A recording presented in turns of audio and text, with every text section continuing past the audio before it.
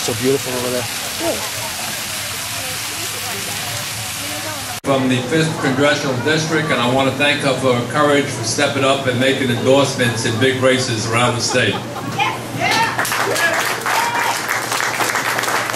Thank you very much. I appreciate that, Bill. And certainly Jack is going to be known as Comeback Jack, because Jack Latvala was in the Florida Senate.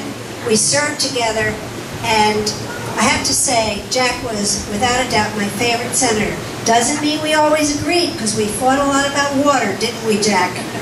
We sure did. But we came to the best decision for the citizens of the Tampa Bay area. And Jack Latvala is going to make a great senator when he goes back to the Florida Senate.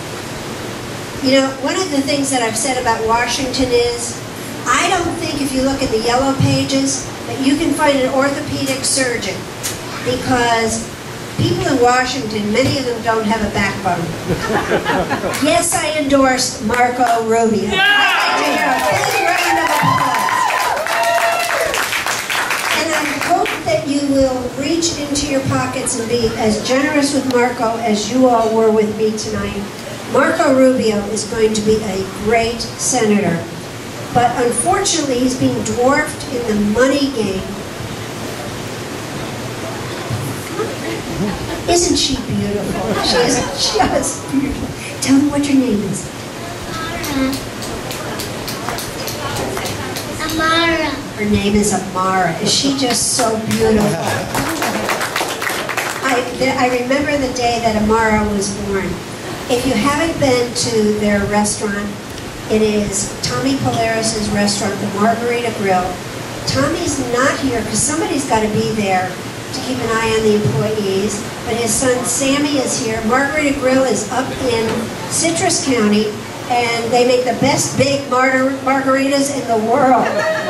Let's hear it for Margarita Grill. You know, someone asked me about going to Washington just as I was coming up here, and I said, you know, every time I get on the plane and I go to Washington, I think of my dearly deceased mom. Because my mom lived in the era when women wore big corsets and they strapped themselves up, and you know, it had all kinds of cords and everything. And she would do that before she went to work in the morning. Let me tell you, going to Washington, I know how my mother felt. Because you have to gird yourself to deal with those liberals who want to give away our government, who I am convinced, and I didn't start out this way, but I am convinced that the Democrat Party really wants us to be a socialist nation. Do you want that? No! You know, this past summer I traveled to Spain, and our president says he wants our country to be like Spain. Guess what? The unemployment is 20% in Spain. Our unemployment's bad enough. He wants us to be just like Spain. Between cap and trade, cap and tax, and the health care bill, darn it, we will be like Spain.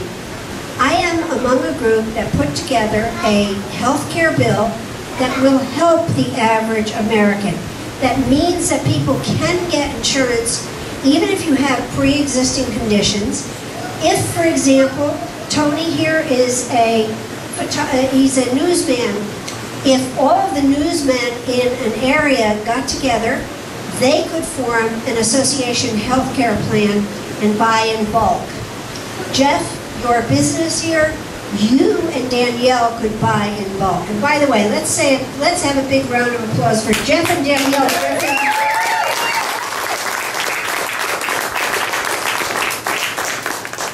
I still remember when Jeff told me he was going to put together a little gazebo.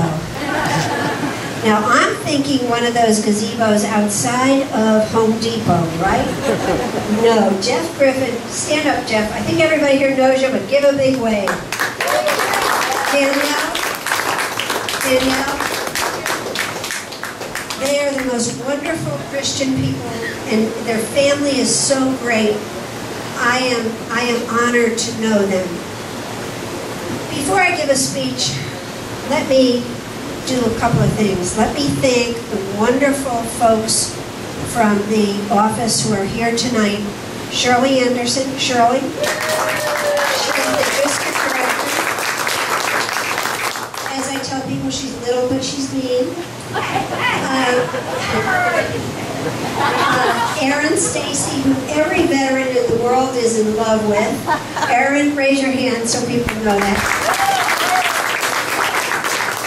Janice Laxton, and Janice she's the one in charge when Shirley's not there, and she does a great job.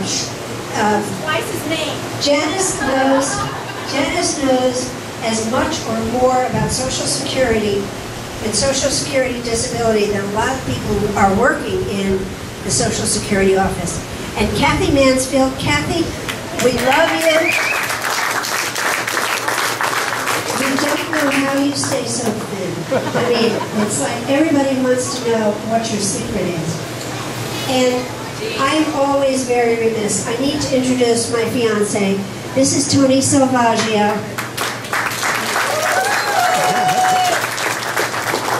Tony and I actually knew each other through a car club, but this man lost 130 pounds, and quite honestly, I didn't recognize him when I saw him again because he had lost so much weight. Tony and I were we both lost our spouses, and he was just very helpful in helping me through this, and we grew from just being friends to a wonderful, very close relationship. And no, I'm not going to re-hyphenate my name.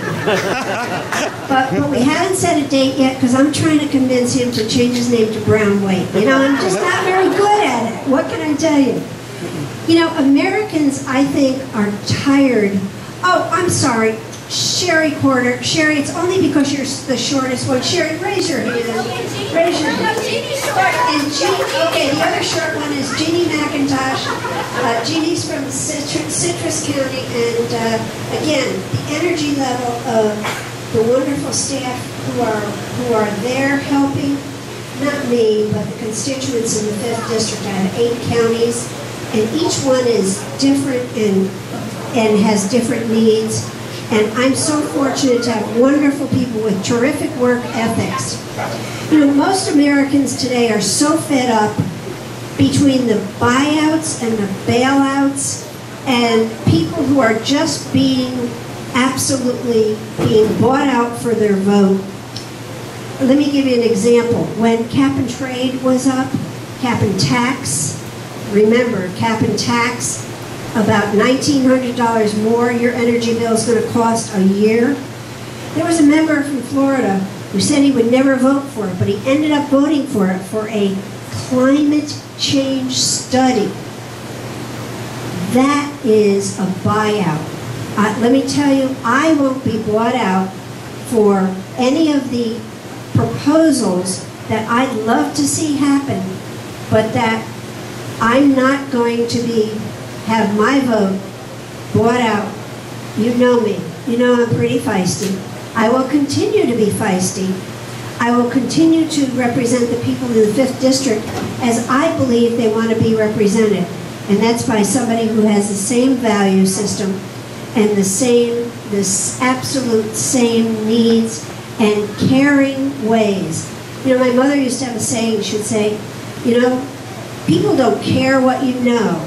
And she said this to keep me in line because I was the only one in my family to get a college education. She said, people don't care what you know as long as they know that you care. And I think that's very true today. I will continue to have the kind of backbone that Jack Latvel and I, who fought many a battle on behalf of the right cause in Tallahassee, that I will fight in D.C. I thank you so much for your support. I absolutely am so grateful to have the support of so many wonderful people here. Thank you.